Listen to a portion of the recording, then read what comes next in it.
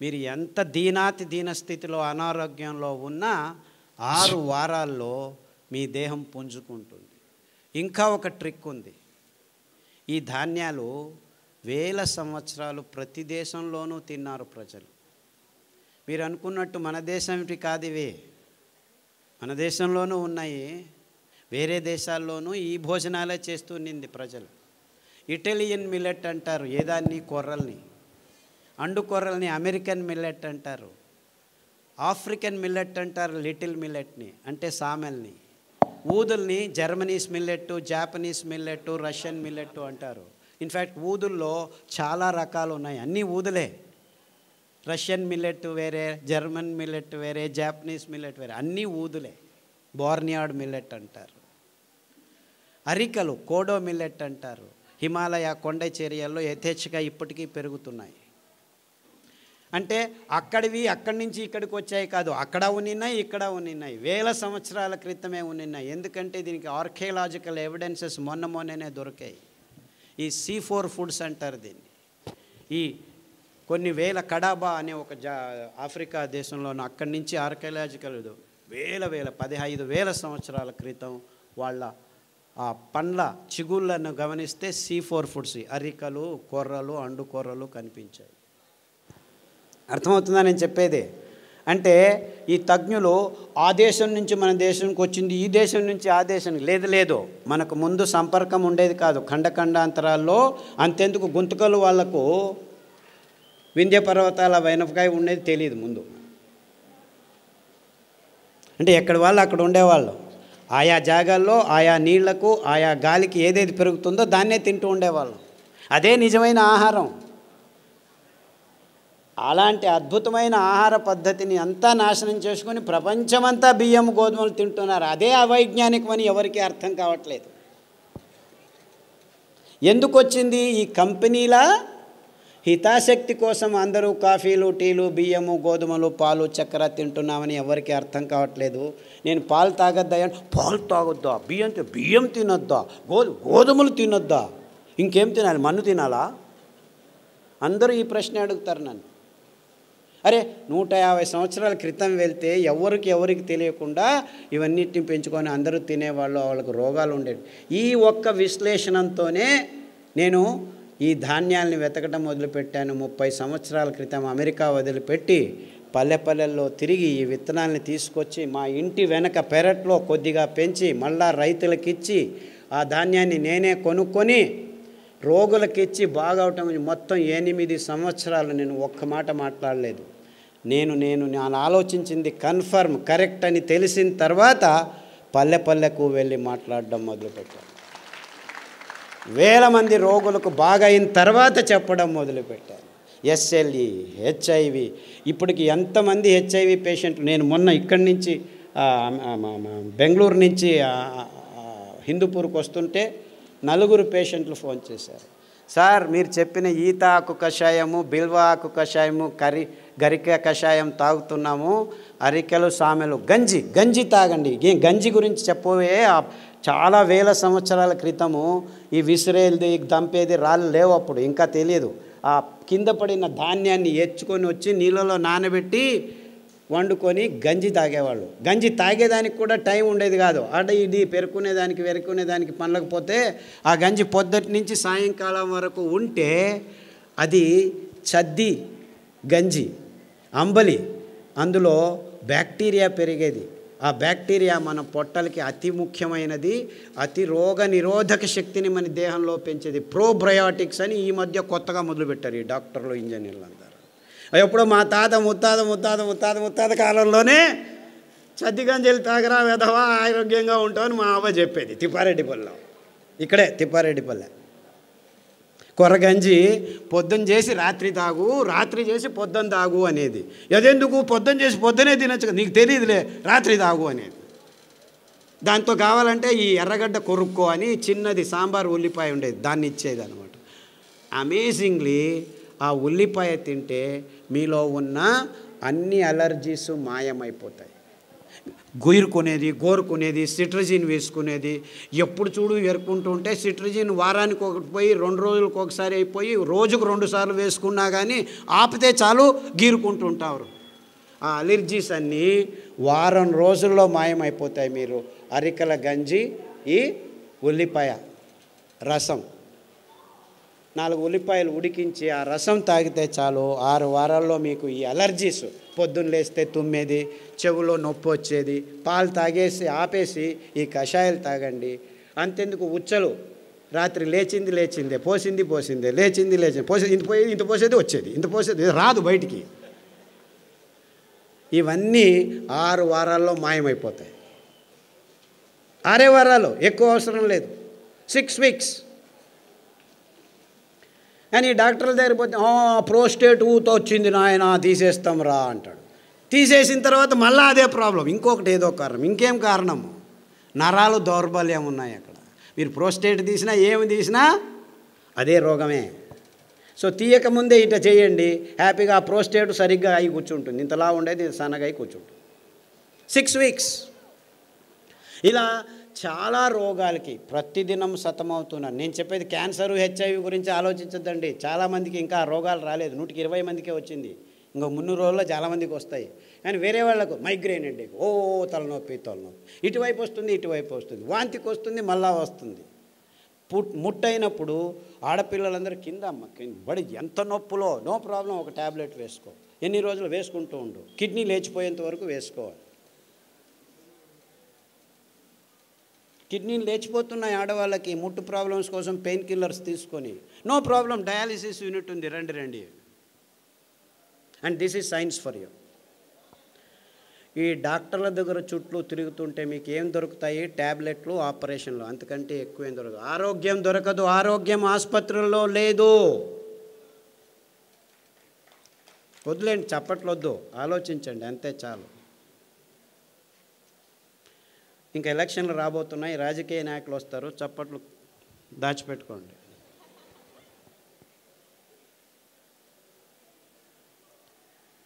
ఎక్కడుంది ఆరోగ్యం? మన కొర్రల్లో ఉంది, మన కానుగ కషాయంలో ఉంది, మన పారిజాత పువ్వుల్లో ఉంది, మన రావి చెట్లల్లో ఉంది, మన కానుగ చెట్లల్లో ఉంది, అండు కొర్రల్లో ఉంది, ఊదుల్లో ఉంది. ఇంత అద్భుతమైన పదార్థాలు మీరేమైనా డబ్బు ఖర్చు పెట్టాలా? పేద రైతులు పెంచగలరు. దాన్ని అక్కడికక్కడే మీ ఇంట్లోనే రెడీ చేసుకునేదానికి బుచ్చి మెథడ్ అని మా అక్క నేను కలిపి కనిపెట్టాము. అందరూ హ్యాపీగా ఇంట్లో ఎవరైనా సరే రాత్రి నానబెట్టి పొద్దున ఎండబెట్టి అలా అంటే చాలు, బియ్యం రెడీ. ఇంకా అద్భుతం ఏం తెలుసా? ఈ ధాన్యాలు 7 సంవత్సరాలు నిల్వ ఉంచిన ఒక్క కెమికల్ లేకుండా, ఒక్క పురుగు రాకుండా ఉంచుకోవచ్చు ఈ 5 ధాన్యాలు. మీకు ఎప్పుడు కావాలో అప్పుడు బియ్యం రెడీ చేసుకోండి. సో అందరూ అంటున్నారు పేదవాళ్ళకి ఇది కష్టమని. ఇన్ఫ్యాక్ట్ పేదవాళ్ళకే ఈజీ. ఈ పెద్దవాళ్ళు పనులు చేసుకోలేరు, డబ్బులు ఉన్న వాళ్ళు. మీరు చేసిస్తే వాళ్ళు తింటారు. అంటే మీరు కొనాల్సిన పని లేదు. 2 ఎకరాలు మెట్ట భూమి ఉంటే పెంచుకోండి, ఇంట్లో పడేసుకోండి. ఎప్పుడు కావాలంటే ఆ మిక్సీలో 1 కేజీ రెడీ చేసేదానికి మీకు 20 కేజీలు 2 గంటల్లో పని చేసుకోవచ్చు. ముందులాగా దంచాలి, విసరాలి అని ఏమీ లేదు. కావాలంటే మీకు డబ్బు కావాలంటే మీరే రెడీ చేసి పక్కనున్న ఊరికి అందజేయచ్చు. 10 మంది కూర్చొని ఆడవాళ్ళు పని చేస్తే దగ్గర దాదాపు 500 కిలోలు రెడీ అవుతాయి. ఆ పని బాలన్ గారు చేసి చూపించారు. ఇక్కడ అనంతపూర్లో భానుజ అని ఇంకొక మహిళా సంఘం వాళ్ళు చేస్తున్నారు. అంటే పేదవాళ్ళకి ఇవి అతి చౌకగా, ఎవ్వరి హంగు లేకుండా, హంగామా లేకుండా పెంచుకొని ఇంట్లోనే తయారు చేసుకొని తినేంత వరకు మేము అన్ని రకాలుగా ఏర్పాటు చేశాము. మీరు చేసుకోవాలి అంతే. అంటే పేదవాళ్ళకి ఏమీ ఇబ్బంది లేదు. ఇంకా కొనుక్కునే వాళ్ళకే 100 రూపాయలు ఆ కేజీ, 150. యాక్చువల్లీ రైతులకు మీరు 10 రూపాయలు, 11 రూపాయలు మధ్యవర్తులు తింటున్నారు మధ్యలో. అయినా కానీ 100 రూపాయలు ఇచ్చి కొన్న 1 కేజీ 10 మంది తినొచ్చు మీరు. ఎందుకు? ఇందులో పీచు మధ్యలో ఉంది. నానబెడితే, రాత్రి నానబెట్టి పొద్దున వంట చేస్తే 1 కేజీ బాగా వికసించి అరలితే మీరు 10 మంది తినొచ్చు అన్నమాట. అదే బియ్యం అయితే వరి బియ్యము కేజీకి 4 తిని ముగించేస్తాం అన్నమాట. అంటే 1 కేజీకి 4, ఇక్కడ 1 కేజీకి 10 మంది, వీడు 30 రూపాయలు కేజీ అనుకో, 30 × 2.5 కేజీలు అంటే అది అంతే అయింది కదా. ఆ బియ్యం తిన్న తర్వాత మీరు ఎక్కడికి పోతున్నారు? ఆసుపత్రిలో చుట్టూ తిరుగుతున్నారు. ఈ బియ్యం తింటే మీరు రైతుల దగ్గరికి వెళ్ళచ్చు. అంటే నిజంగా మీరు ఎవరి చుట్టూ తిరగాలి? ఆరోగ్యం కావాలంటే ఎవరి దగ్గరికి వెళ్ళాలి మీరు? ఇన్ఫ్యాక్ట్ నిజంగా మనకు ఆరోగ్యం కావాలంటే ఆ రైతుల వైపు మన ముఖం చూపించాలి, వాళ్ళను గౌరవించాలి, వాళ్ళు పెంచే ధాన్యానికి విలువ ఇచ్చి భక్తితో తీసుకుంటే వాళ్ళు బాగుపడతారు, మనము బాగుపడతాం. అర్థమవుతుందా? అంతా ఎడ్యుకేటెడే, అంతా సివిలైజ్డే, అంతా లిటరేట్సే, కానీ ఎంత బాగా ఫూల్ చేస్తున్నారో ఆలోచించండి. అంటే మనం చేయాల్సింది ఇంతే. ఆ గోధుమలు వద్దు, ఆ బియ్యం వద్దు, ఆ పాలు వద్దు, ఆ చక్కెర వద్దు, ఆ గుడ్లు వద్దు, ఆ కోళ్ళు వద్దు, ఈ పందులు వద్దు, ఈ మాంసం. ఇవి తింటే రోగాలు వస్తున్నాయని ఇవి చెప్పట్లేదు. అందరికీ తెలుసు ఈ కోళ్ళ నుంచి కోళ్ళ జ్వరం వచ్చిందని. ఒకవైపు మారణహోమం చేస్తున్నాము, H1N1 H5N1 అని. పందుల నుంచి వస్తుందని పందుల్ని మారణహోమం చేశాము. మ్యాడ్ కౌ డిసీజ్ వచ్చిందని మొత్తం యూరోప్లో ఆవులన్నింటినీ నాశనం చేశాము. భస్మము మంటలు పెట్టారు. అయినా మళ్ళా మాంసం తిండం, మళ్ళీ అక్కడి నుంచే వస్తుందని మ్యాచ్ ద ఫాలోయింగ్. చిన్న పిల్లాడికి చెప్తే చేస్తాడు. కోళ్ళ జ్వరము, పంది జ్వరము, మ్యాడ్ కౌ డిసీజు ఎక్కడి నుంచి వచ్చిందిరా అంటే మ్యాచ్ చేస్తాడు. కానీ మళ్ళా కోళ్ళ పెంపకం, అదే రకంగా స్టెరాయిడ్స్ చుచ్చడం, అదే రకంగా యాంటీబయాటిక్స్ వాడుతుండడం వల్ల ఆ ఎముకల మధ్యలు పెరగలేక అందులో వైరస్లు తయారవుతున్నాయని అర్థం చేసుకునేదానికి మీకు జీనియస్ అవసరమా? ఆ మాంసం తింటే రోగం వస్తుందని చెప్పేదానికి పెద్ద పెద్ద డాక్టర్లు కావాలా? ఈ డాక్టర్లు విజ్ఞానులు చెప్పటం లేదు. ఎందుకు? ఈ కంపెనీల కపిముష్టిల్లో ఇరుక్కుపోయారు వీళ్ళందరూ, అంతే, ఇంకేమీ లేదు. ఈ పేపర్లు రాయటం లేదు, ఈ పేపర్లే వాళ్ళవి, వాళ్ళు రాయరు.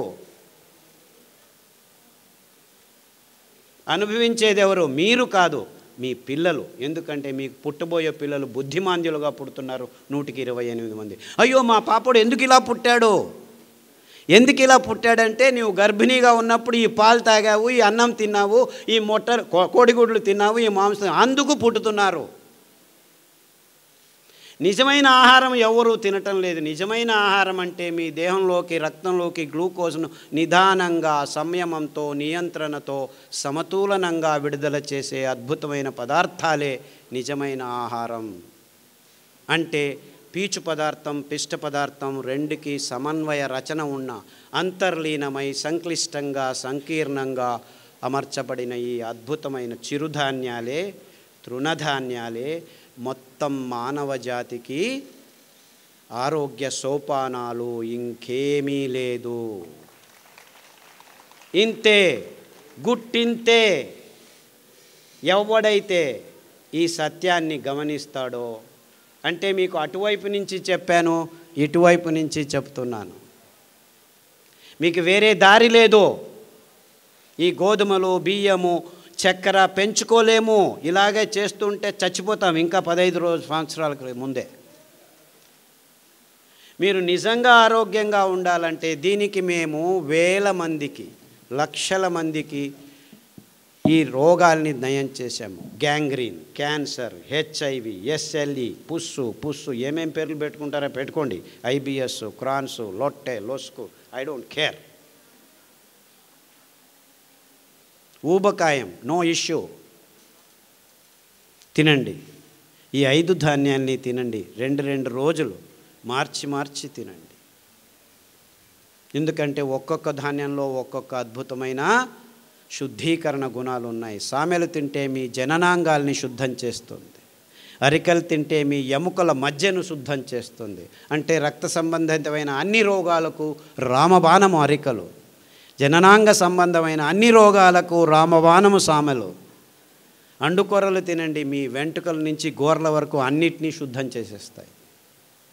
ఊదలు తినండి, మీ కొవ్వు అంశాలు అంటే కాలేయము, మూత్రపిండాలు, మెదడు, ఇలా కొవ్వు అంశాలని తయారు చేసే అక్కడున్న అంశాలని నాశనం చేసేస్తాయి. కొర్రలు తినండి, మీ నరనాడుల్ని, శ్వాసకోశాలని అప్పటికి 3 వారాల్లో శుద్ధం చేస్తాయి. ఇంత అద్భుతమైన ధాన్యాలు, ఇంత సరళమైన ధాన్యాలు. ఎందుకంటే 4 వానలు పడితే చాలు ఈ ధాన్యాలు బంజరు భూముల్లో, మెట్ట భూముల్లో అవంతకవే పెరుగుతాయి. అవంతకవే పెరుగుతాయి. పెరగటమే కాదు, అవి పెరిగితే పక్షులు తండోపతండాలుగా 1/2 ఇంచి 1 ఇంచు ఉండే పక్షులన్నీ వచ్చి వాలి, మీరు అనుకుంటున్నారు అయ్యో మా దిగుబడి తక్కువ అవుతుంది అని. అవి తినది 4 గింజలైతే 4 పిక్కలు వేసిపోతాయి. ఆ వేసిన పిక్కలు మీ భూమిని 30 సంవత్సరాల్లో మీరు ఫర్టిలైజ్ చేసుకోలేరో, 3 రోజుల్లో ఫర్టిలైజ్ చేసి వెళ్ళిపోతుంది. అంటే మీకు ఏమీ అవసరం లేదు. ఈ మెట్ట భూములు, పాడుపడిన భూములు, విషపూరితమైన భూములు ఉంటే జస్ట్ అండుకొర్రలు వేసి వదిలిపెట్టండి. మళ్ళీ అటువైపుకి వెళ్ళకండి. 1 సంవత్సరం తర్వాత వెళ్ళండి. మీరు అందులో వెళ్ళి మళ్ళీ మీ భయంకరమైన చెరుకును పెంచుకునేదానికి ఫర్టిలైజర్ లేకుండా పెంచుకోవచ్చు. అంత అద్భుతంగా, అఫ్కోర్స్ రాంగ్ ఎగ్జాంపుల్ ఇస్తున్నాను. మీరు చక్కెర, చెరుకును పెంచనే కూడదు భూమి మీద. అంటే మీ ఆరోగ్యాన్ని కాపాడడం ఒకవైపు అయితే, బరుడైన బంజరైన మెట్ట భూముల్ని మళ్ళా సారవంతానికి తీసుకొచ్చే ఒకే ఒక్క వైజ్ఞానిక పద్ధతి ఈ అండుకొర్రల్ని పెంచటం. ఎన్నో భూముల్ని మేము మెట్ట భూముల్ని, రాసాయనిక ఎరువులు ఉన్న భూముల్ని ఇలా 6 నెలల్లో బంజరు భూమి నుంచి సారవంతమైన భూములకి కన్వర్ట్ చేయొచ్చు. సారవంతం ఏమిటి? బరడు భూమి అంటే మరలు భూమి అంటే ఇసుక భూమిని కూడాను మనం మళ్ళా వ్యవసాయానికి వీలైన భూమిగా మార్చుకోవచ్చు. మేము ఈ మైనింగ్ చేసి వదిలిపెట్టేసిన భూముల్లో కూడాను సిరిధాన్యాల్ని అటవీ చైతన్యం వేసి పెంచగలిగాము. అంత సులభంగా పెరుగుతాయి ఇవి. అంటే ఎక్కడైనా ఎప్పుడైనా ఎంత పెద్ద ఇక్కట్టు వచ్చినా కానీ పెంచుకొని తినేదానికి వీలయ్యేది ఈ సిరిధాన్యాలు తప్ప ఇంకేదీ లేదు ఈ భూమి మీద. అవి తింటే మీ దేహంలో ఉన్న ఈ భయంకరమైన రోగాలన్నీ 6 నెలల్లో మాయమవుతాయి. ఇంకా ఇంతకంటే మంచి విషయం మీకు ఏం కావాలి?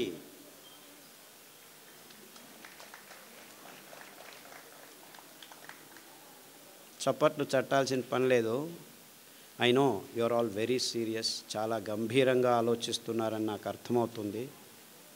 నిజమైన గంభీరమైన విషయం ఇది. మన ఆరోగ్యం చెడిపోయింది, మన భూమి తలలిల్లాడుతుంది, బరడు మన కోసం కరువులు కాచుకొని ఉన్నాయి. అతివృష్టి, అనావృష్టి ఆల్రెడీ సృష్టించాము, ఇంకా దారి లేదు.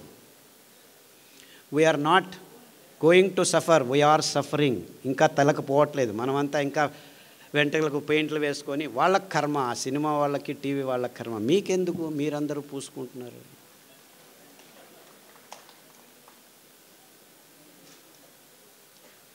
We are suffering. కానీ ఈ రాజకీయ నాయకులకు నెక్స్ట్ ఎలక్షన్స్ ఎలా గెలవాలని మాత్రమే కానీ ఈ ప్రాబ్లమ్స్ అన్నీ అర్థం కావు. అర్థమైనా ముందుకు రావు, వాళ్ళ ఫోకస్కు రావు ఇవి. No one is worried about this. అందరూ ఎకనామిక్ మోడల్లో తల ములకలైపోతున్నారు. No more economic models can save the world. It's only ecological models that can save. Sustainable future జనరేషన్స్కి కావాల్సింది ఎకానమీ కాదు, ఎకాలజీ. చెట్లను పెంచండి, తీగలను పెంచండి, వృక్షాలను సంరక్షించండి, వాళ్ళను పూజించండి. Only they can take care of us. చుట్టుముట్టు ప్రకృతి రారాజిస్తుంటే మనం బతకచ్చు, లేకుంటే మన జీవితం దుర్భరం కాదు, నరకంలోకి తోయబడతాం. చస్తే పర్వాలేదు, చావము బతకము. మీరు చస్తే పర్వాలేదు, మీ పిల్లలు, పుట్టబోయే పిల్లలను చంపబోతున్నారు మీరు. గమనించండి. అన్నిటికీ అతి సులభమైన పరిహారం, సరళమైన పరిహారం. దీనికోసం మీరందరూ రేపటి నుంచే, అయినో నేనేం కలలు కనట్లేదు, రేపు కాఫీ తాగటం ఆపు చేస్తారా? లేదు లేదు లేదు, takes time. I'm very practical person. మీరందరూ సంకల్పం చేయండి, బియ్యం వదిలేయాలి, గోధుమలు వదిలేయాలి, కాఫీలు తాగకూడదు, టీలు తాగకూడదు అని. పద్ధతులు ఉన్నాయి, ట్రిక్స్ ఉన్నాయి, ప్రకృతిలో పదార్థాలు ఉన్నాయి. మీరు ఆ సంకల్పం ఒక్కటే కావాలి. ఇప్పుడు కాకపోతే రేపు, రేపు కాకపోతే మర్నాడు, మర్నాడు కాకపోతే 6 నెలలకు మీకు ఆరోగ్యం వస్తుంది. దారి ఉంది, రెడీ చేశాము. గడిచిన 20 సంవత్సరాల్లో ప్రతి ఒక్క అంశాన్ని క్షుణ్ణంగా పరిశీలించి ఏ హంగామా లేకుండా, ఏ అంటూ లేకుండా, ఈ పారామీటరు ఆ పారామీటరు ఎవ్వరికి ఏమీ లేదు. కావాల్సింది అందరికీ ఆరోగ్యం. అది అమెరికా వాడైనా, ఇండియా వాడైనా, ముస్లిం అయినా, బ్రాహ్మణుడైనా, ఆర్ఎస్ఎస్ అయినా, కమ్యూనిస్ట్ అయినా, న్యూజిలాండ్ అయినా, చివరికి అండర్ వరల్డ్ డాన్లైనా అందరికీ అదే రోగం. 100 మంది ఎండి ఎంఎస్ డాక్టర్లను తీసుకొస్తే 28 మందికి డయాబెటీస్ ఉంది. 100 మంది స్వామీజీలను తీసుకురండి, 28 మందికి డయాబెటీస్ ఉంది. 100 మంది చీఫ్ మినిస్టర్లు అంతే, ఎలాగో అనుకోండి, వాళ్లకు ఉంది. 100 మంది అటెండర్లు, ఆ లిఫ్ట్ అటెండ్ చేస్తే వాళ్ళలోకి 28 మందికి diabetes.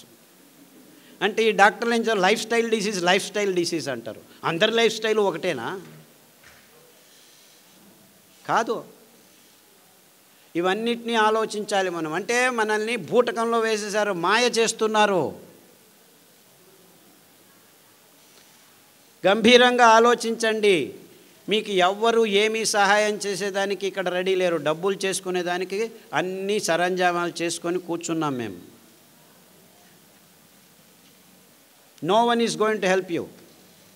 It's you who will help yourself. అంటే నీ నోట్లోకి పోతున్న ప్రతి ముద్ద, ప్రతి చుక్క మీ ఆరోగ్యాన్ని నిర్ణయిస్తుంది. మీకు పుట్టబోయే పిల్లల భవిష్యత్తును నిర్ణయిస్తుంది. అంటే గర్భిణీలు, అంటే కాబోయే తల్లులు, తండ్రులు మీ ఆరోగ్యాన్ని సరిగ్గా ఉంటే ఈ బుద్ధిమాంద్య పిల్లలు పుట్టరు. వాళ్ళకు వచ్చే రోగాల్ని మీరు ఆపు చేయవచ్చు. అంటే మీకు పిల్లలు కావాలంటే ముందే ఆలోచించండి. Stop for 1 minute, think, what am I doing?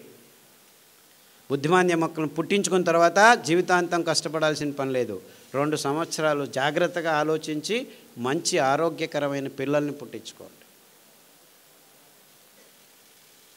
And it is possible. It is 100% possible. In fact, 100 diabetic patients రండి, 100 diabetic patients నేను చెప్పిన భోజనాన్ని చేయండి, నేను చెప్పిన కషాయాలు తాగండి, 100కి 100 మందికి బాగవుతుంది. 3 వారాలు మీరు ఎక్కడా పోకుండా ఇదైనే చేయండి. అందరికీ HbA1c 1 కాకపోతే 2, 2 కాకపోతే 3 యూనిట్లు తక్కువ అవుతుంది. గ్యారంటీ నాది.